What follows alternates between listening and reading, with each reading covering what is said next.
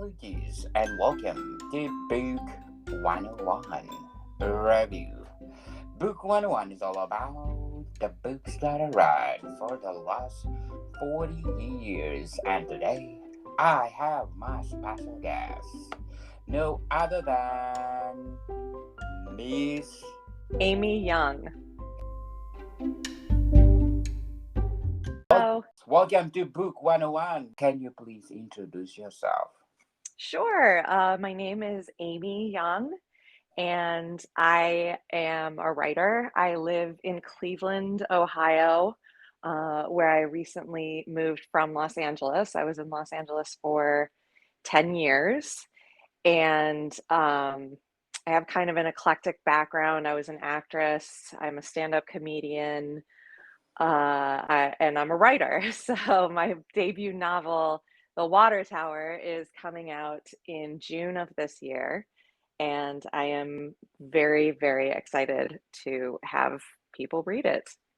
That'd be awesome. So, what is the difference of being an actress and being a writer? That's an interesting question. Being an actress, you are bringing someone else's words to life, and you're putting yourself in someone else's character. Whereas when you're a writer, you develop those characters yourself. So if you're acting and writing the same project, then you get to do that. But I don't think many people get to do that on a regular basis. But stand-up comedy actually kind of allows you to blend the two things because you get to write your own material and then perform it as well. So developing the characters, and when you're writing, you get to develop a lot of characters. You have to come up with backgrounds and stories for all of them. Uh, Whereas when you're acting, it's a very intense focus on just one character. Who influenced you to do your writing? I was always a big reader, and I think my parents instilled that in me when I was very young. They used to read me books, The Hobbit and Grimm's fairy tales, the original fairy tales that don't all have the happy endings. Um, there was a book called Make Way for Ducklings that I remember very vividly. And when I got a little bit older, I started reading voraciously. So there are photographs of me as a kid sitting in front of the television with a book in my lap reading the book instead of watching TV.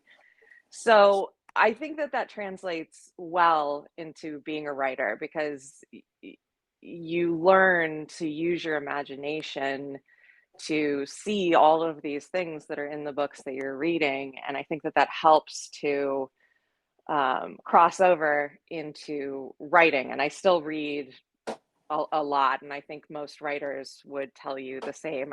Every writer I know reads a ton. Definitely. Who are your favorite authors? Oh, my favorite authors. Well, for classics, I love Henry James. I love The Turn of the Screw. And I've really liked all of the adaptations of that have come to the screen. I love F. Scott Fitzgerald. I wrote my senior thesis on The Great Gatsby, so I know that book backwards and forwards. Lately, Ruth Ware is an amazing thriller writer. I can't get enough of her books. The Turn of the Key is another actually kind of adaptation of The Turn of the Screw. And Lisa Jewell, Lisa Unger. I'm reading a book right now by Andrea Bartz called We Were Never Here. Anything that's thriller or mystery based, like I'm game. I love those kind of books. Sounds interesting. So, for the classic, Henry James and F. Scott Fitzgerald are definitely my favorites. I was an English major in college and I got to read a lot of books that I might not have been exposed to if I had chosen another major. So those are my two classic favorite. if you describe them, what are they in terms of writing? Yeah, Well, F. Scott Fitzgerald and Henry James, I think both had a very rich way of describing things. They wrote in a manner that I can't even imagine being able to do, where they can create these settings that are just, you feel like you're in them. And I think that a lot of the great classical writers were able to do that, which is why their works have stood the test of time. Definitely. They become timeless. Yes. Yes. A timeless novel that you can recommend. Uh, like I said, I love Fitzgerald's works. I love The Great Gatsby. Tender is the Night is another one of his that I absolutely adore. And for spooky writing, like I said, I love The Turn of the Screw by Henry James. I also love a work called The Yellow Wallpaper, which I cannot think of the name of the writer off the top of my head, but it's about a woman who is kind of being driven into madness as she is in this room with this yellow wallpaper. It's a very, very interesting um, kind of exploration into what uh, people thought hysteria was back in, I want to say the 1800s, but I'm not sure that that's completely accurate. But yes, those are all great works. Let's go to your debut novel, The Water Tower. How you crafted it? So I started writing The Water Tower back in, I think it was 2014, and I got probably 60% of the way through, and I put it aside and um, worked on some other things, and I did some acting while I was in Los Angeles. And then when the pandemic hit, I found myself, as a lot of people did, with a lot of time on my hands. So during 2020 and some of 2021, I spent, hours every day. I finished the book and then I revised it and I did a bunch of research on how to put together scenes in an order that made sense and how to turn scenes so that they're appropriately leaving the readers wanting more. And I believe it was in like mid 2021 when I sent it to an agent who loved it and decided that she wanted to take it on as a project. Congratulations. Thank you. So, most of the book, or 70% of the book, you wrote in Los Angeles. I wrote the entire book in Los Angeles. I just moved back to Cleveland, which is where I grew up and which is where the book takes place, in November of 2022. Okay, sounds interesting. The Water Tower. What behind the title? So the book starts off with a narrative of a girl who is standing on a water tower, and she's looking around, and then she ultimately plunges from the water tower. And it's unclear whether she jumped, she was pushed, she fell.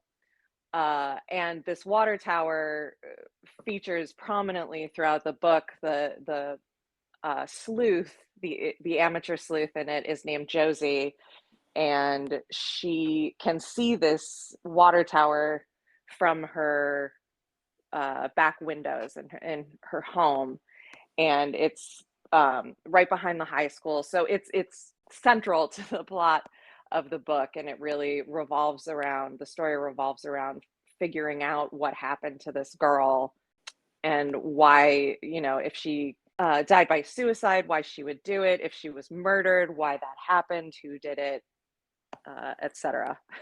Yes, no spoiler. What can you say about the main character of the novel?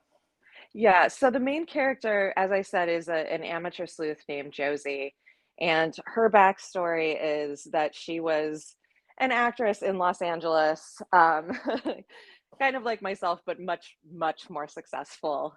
And she had this pretty amazing career, and then she had a nervous breakdown, a very public nervous breakdown.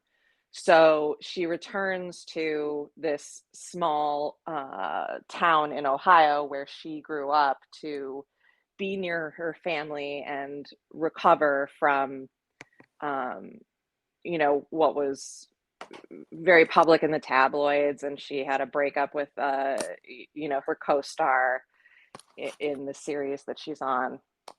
And she starts teaching at the local high school. She had run into the principal who asked her to come teach a class, and she thought, why not? I'm just here kind of biding my time. And the girl who dies plunging from this water tower is one of her students, and she and Josie were close. So Josie kind of takes it upon herself to try to figure out what happened to this girl. The police ultimately end up kind of dismissing the case as, a suicide, but Josie doesn't believe that that's what happened. So she has to go through, a bunch of steps to try to figure out what really went on with this student of hers. Wow, there's already twists and turns, people. So, the water tower. If you have a second option of the title of the novel, which is it, Oh or my what is gosh. it? Books are like, for me, it was so hard to name the book because I was just like, I don't know what I should call this. And I picked The Water Tower because it's such a central kind of character to the book, even though it's an inanimate object. So there was never really any doubt in my mind that that was going to be the title of the book. Now, the book is one of a three-part series that is being published by Level Best Books, so I'm going to have to come up with other titles for the next books. But yeah, I don't think there was any other title that could have worked. Yes, definitely. This is the best title. So, if you categorize the water tower, which one? Well, I originally started writing it as a thriller, but all of the murder and the sexual tension takes place kind of off stage. So it pushed it into a cozy mystery territory, but it's darker than your typical cozy is. And I think that the background of it and just the way that things happen make it a little darker than a lot of the cozies that I've read. So it's a mystery, I guess. It's a classic mystery. Yes. So, if you describe or give adjectives of the water tower, what is it or what are they? It's a gripping mystery by an amateur sleuth that involves, death in a small town. It has some secret society stuff weaved into it. It also touches on the fentanyl epidemic that is raging through our country right now. It has a lot of themes that I think people will relate to, and there's strong female friendships in it. Josie has a group of girlfriends that she leans on, and I think that it's a very relatable situation for a lot of women who are in their 20s, 30s, 40s, 50s, and probably throughout their entire lives. Definitely. So, the water tower, the main theme is to empower women. It's not about revenge exactly. It's about the kind of about the twists and turns that we all face in our lives. And there are a lot of different themes that come into it. There's drug addiction, there's mental illness, there's uh, death and coping with death. I think that there are a lot of, as I said, it's a lot darker than um, some of the cozies that I've read, and I think that that is because of those themes. Okay, so both men and women can relate to this novel. Oh, I think so. Yeah, I absolutely think so. Before we go on this, Amy, I want to shout out to the people listening in Denmark. Okay, Capital Region, thank you so much for supporting this podcast. I have 56% audience share. North Denmark, I got 20%. South Denmark, 17%. Zealand at 6%. And Central Jutland at 1%. Thank you so much for supporting this podcast because this podcast is created to empower writers all over the world like Miss Amy Young. What is the best highlight of the Water Tower? The best highlights of the Water Tower is probably the female friendships. I loved writing those. I relate to it very strongly. I have a lot of strong and wonderful women in my life, so I think that that's the best part, aside from the thrilling mystery that goes on in the story. Yes, so this novel of yours is 70% your experiences. No, no, it's just loosely, I lived in Los Angeles. I worked as an actress, but I did not have the kind of success that Josie experienced. So it was just kind of like a loose creation. Um, and the town that she returns to is kind of based on my hometown, but there are mixtures of different places uh thrown in there. So it's not based on my experience. What are your expectations for this novel? Oh goodness. I mean, I would love if everyone would read it. That would be, that's what every writer hopes for their novel. But I hope that it reaches some people. I hope that it entertains people. I hope that it makes people think. And um yeah, I hope that it gets out there and it reaches far and wide. Yes, worldwide. Yes. Please, let's support Miss Amy Young because her debut novel, people. So if you support people like her, they will give their best. Is there a sequel, a prequel of the book? There will be two sequels, so it's a three-part series that will be coming out. The second book, I'm not sure, the production schedule kind of got pushed back a little bit, but there will be a second book coming out and a third book coming out. So this is the first of the trilogy. Wow. Interesting, Miss Amy. So, why did you choose traditional publishing? I chose traditional publishing because they handle a lot of the details and the back end work that I didn't know how to do and that I didn't want to do. I have friends that have published, that have self published on Amazon and that have found great success that way. Um, I was inexperienced as this is my debut novel, and I wanted the support of a publishing house, and that's why I decided to go traditional. Definitely. Did you done the right decision? I think Yeah. so. I believe that I made the right choice. Um, they've been amazing. As I said, it's Level Best Books as the publisher, so I think it was absolutely the right choice for me. What do you think are the pros and cons of traditional publishing? Well, like I said, I think that traditional publishing gives you a lot of support, and especially the publishing house that uh, bought the book, they have author meetings every few months where we all get together on Zoom and just kind of talk. about what's going on in the publishing world and our books and our experiences.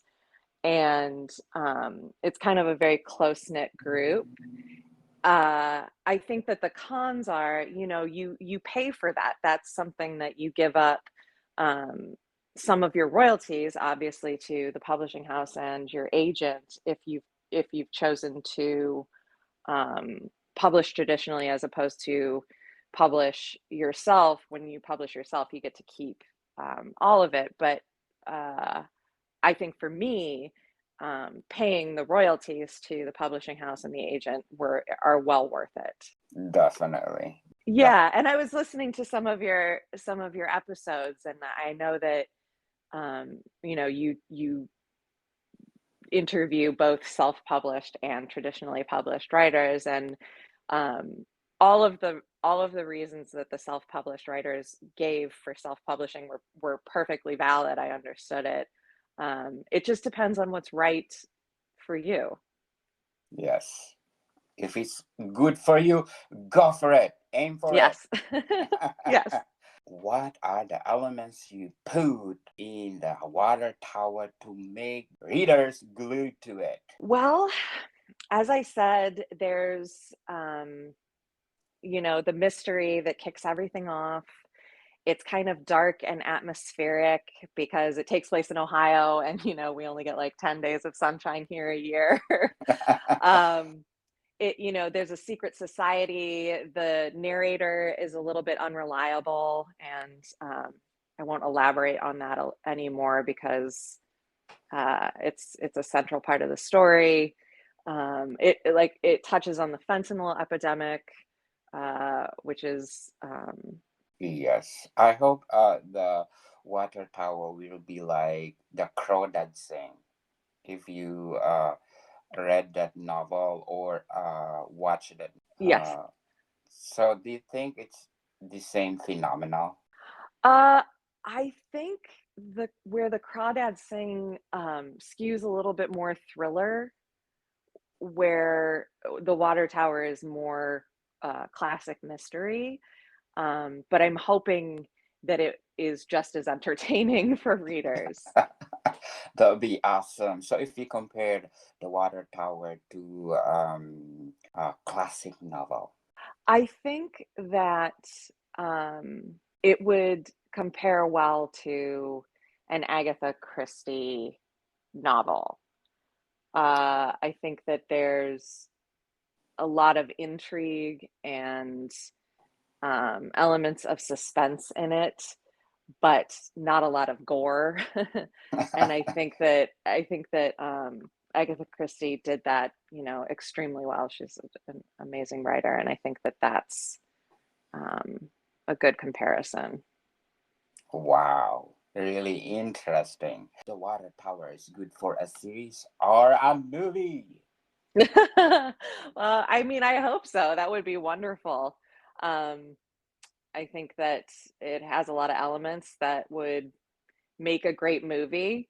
Um, Maybe a series once I finish the series of books, but we'll see.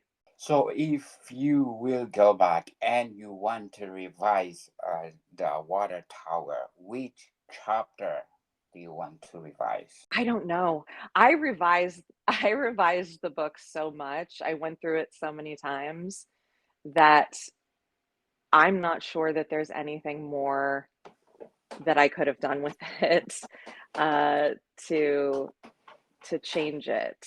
What chapter did you enjoy the most? I really enjoyed writing the first chapter, the prologue. That was what started everything. I know that um, some writers will write the book and then go back and write the first chapter because the first chapter is extremely important.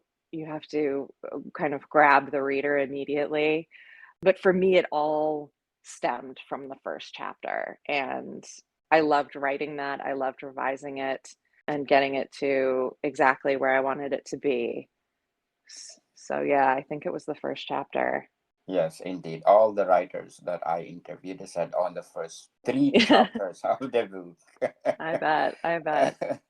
Okay, if this is a trilogy, what will be bind the book as one? I think that Josie's story, Josie's family backstory, and her relationships with her friends will bind the three books together. I also think that the uh, secret society is going to be a theme that carries through at least into the second book, if not the third. So your second book is on the process, or what is the development? It's not in the process. I actually just wrote a standalone thriller that I'm finishing editing, that kind of came to me in a flash, and I had to get it down on paper before it left my mind. So I will be starting the second book as soon as I am finished editing this thriller and get that off to my agent. Yes. Good luck for the second. do Thank do you. do you have already the title so that we can promote? For the second book in the series, no, I don't. I don't. I'm sorry. The titles come at the very end for me. I have to write the entire book and figure it out at the end. Yes, for the water tower, how you figure it out? That this is it. This is the title. Well, as I said, it's really the water tower is its own character in the book, and there's a story behind it, behind why it's still there, because uh, it's not one of those big metal ones that you see that's very, very tall. It's a smaller, um, wooden one that was protected by the historical society in the town. So it kind of has its own life in the book, and because that's where it all begins, because that's where the book all begins, kind of ends. That was the logical choice for me. Yes, very well said, Miss Amy. So before we go on, I'm inviting you to listen to my other podcast, Movie 101, with Mr. Patrick Moe. We talk about movies, movies, movies, people. So, Miss Amy, what else you can say about the Water Tower? It's available for pre-sale on barnesandnoble.com and amazon.com, and it will be out on June 20th of this year. So um, if you like mysteries and if you like suspense and thrillers, please give it a try. Yes, people, let's support Miss Amy Young. More books to come, right, Miss Amy? Yes, absolutely. Do you think the Water Tower is become a bestseller? Well, I hope so. Yes, Yes, yes. crossing my finger. Always optimistic. Crossing my finger that the Water Tower become phenomenal, like the crow that sing. Oh my goodness! I want this novel to be a motion picture too. Do you agree, Miss Yes, Emmy? I do agree. I absolutely agree. First passion is to act, right? Do you think that you failed on that passion? I don't think so. Although I left Los Angeles, I am still continuing to get on stage in Cleveland. I just think that LA was the wrong town for me. I think that I am much happier in Cleveland near my family, but I continue to um, act in my spare time. I'm still a member of SAG and Actors Equity Association. So I think that I can have both. Yes, definitely. So you are more on stand comedian or being a regular on a movie production? I've done a lot of comedy in the last few years. I did some television shows before the pandemic hit, but once that hit and everything shut down, I started kind of focusing more on stand-up comedy and writing the book. So, So if Mr. Patrick Milk, because Patrick Milk is a director, he's looking for an actress. So can I recommend you? oh, absolutely. Absolutely.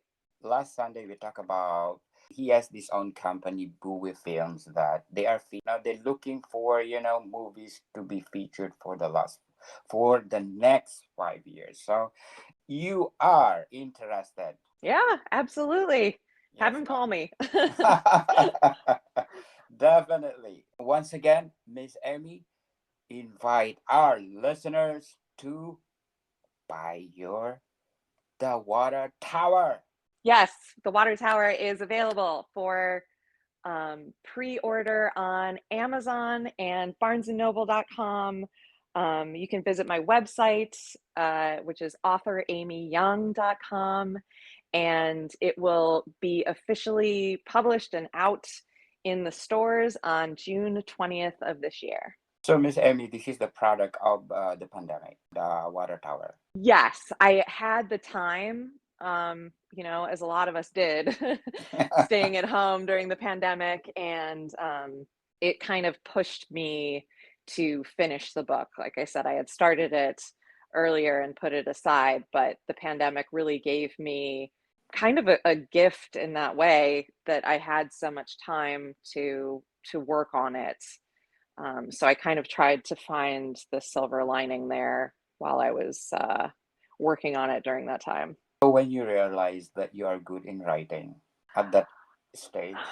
Uh, I've always been a writer. I remember starting a book when I was in fifth grade, starting to write a book on a typewriter, if you can imagine that.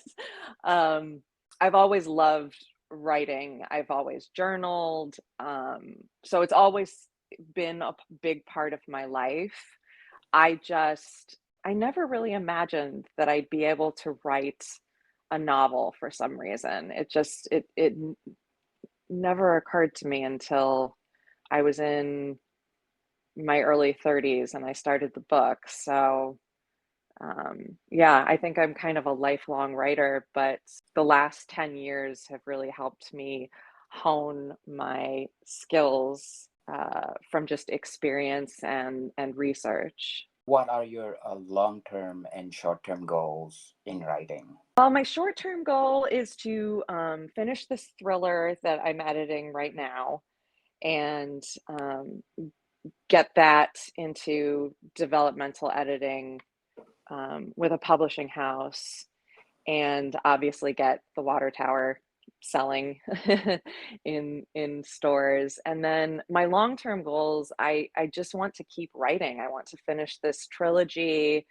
I'd like to write some more standalone novels and just continue along the path that I've started. So are you the writer that you have this specific genre to write? Yes, I think that I'm very focused on the mystery, suspense, thriller genre. I don't think I could write a romance novel. I don't